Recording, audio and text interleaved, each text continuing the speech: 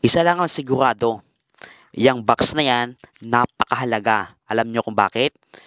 Dahil inilagay, binalutan ng mga chemical trap kung inyong makikita. Hatakin mo, yan. Yan na, mga kasama hunters. Yan ang hinihintay natin. Pangmalakasan. Box mga kasama hunters.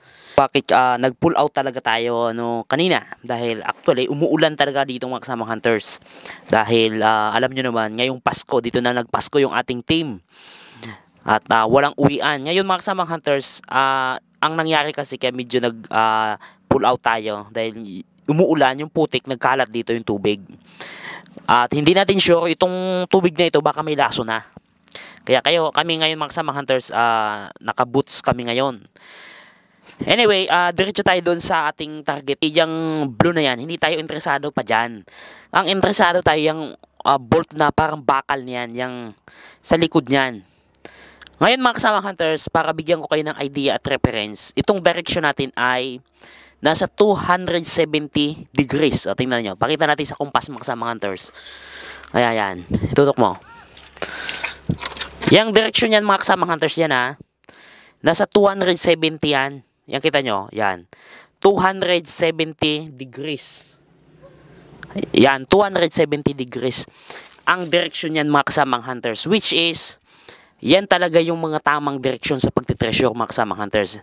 Nakalagay din yan sa mga mapa, sa mga libro. Papakita natin mga kasamang hunters. Sa libro, yan kung inyong makikita mga kasamang hunters, para may reference kayo.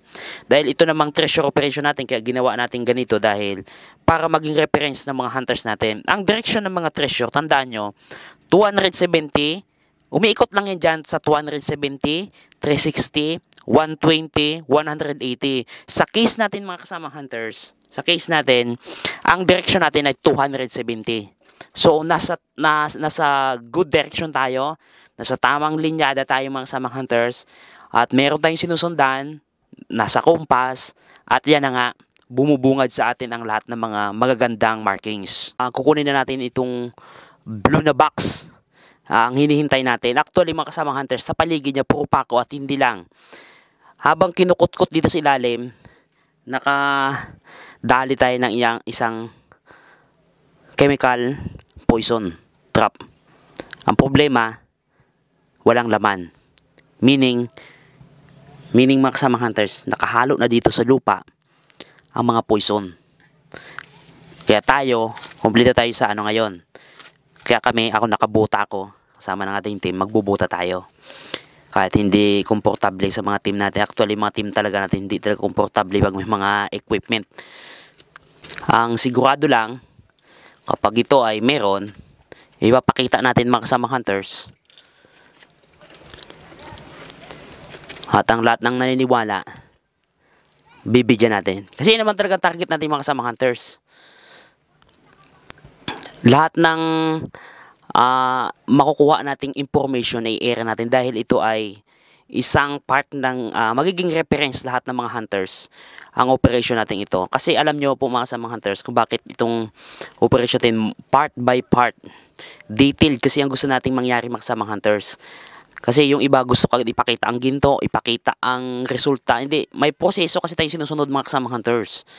Dahil ang treasure hindi ganun kadali, hindi madalian. Hindi siya gusto mo na ipakita kagad, walang ganun. Kaya nga mga kasamang hunters, part by part pinapakita natin. Walang putol, walang tinatagong markings, walang tinatagong items. Pinapakita natin lahat mga kasamang hunters. Tinatanggal itong mga nasa gilid niya. Alam natin yan ay chemical trap. Itong mga test tube, yan okay yung makikita sa gilid. Bago natin sikwatin yung box na yan, siguraduhin mo natin malinis yung paligid. Dahil mahirap na mga kasamang hunters. Ang operasyong ito ay risky. Kaya sa mga hunters na mga baguhan, dubling ingat kayo.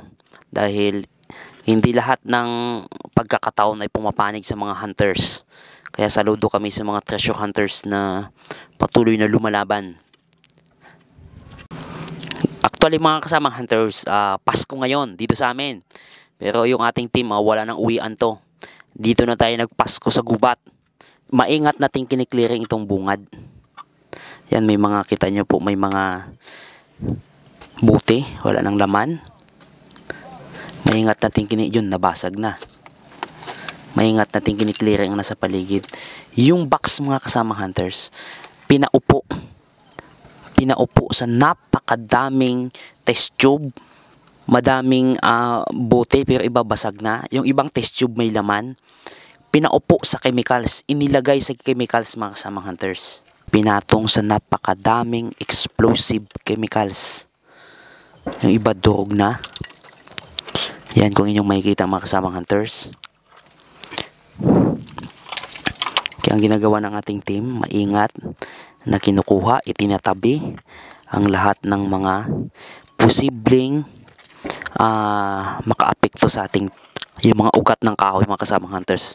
Naglusutan na dito yung mga ugat ng kahoy. Kung inyong makikita, kaya indikasyon na ang area na ito ay matagal na.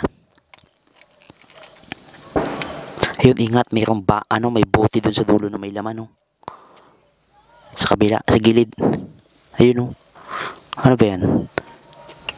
Buting may laman. Yung ibang test tube, mga kasama hunters, may laman, yung iba wala.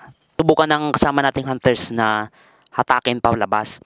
Kasi yung box, mga kasama hunters, naipit ng bakal, pero try natin na hatakin palabas. Total, na-clearing na rin naman natin lahat ng mga explosive chemicals dito sa gilid, lahat ng mga trap. Kaya lahat ng trap, wala na. Pero sure ako, nakahalo na dyan sa lupa lahat ng trap kung meron man. Pero bahala na.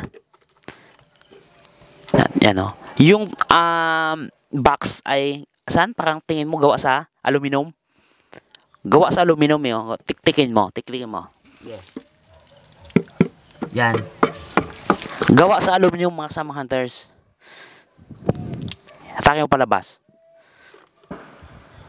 Hindi pa. Talagang nakadiin, mga kasama hunters.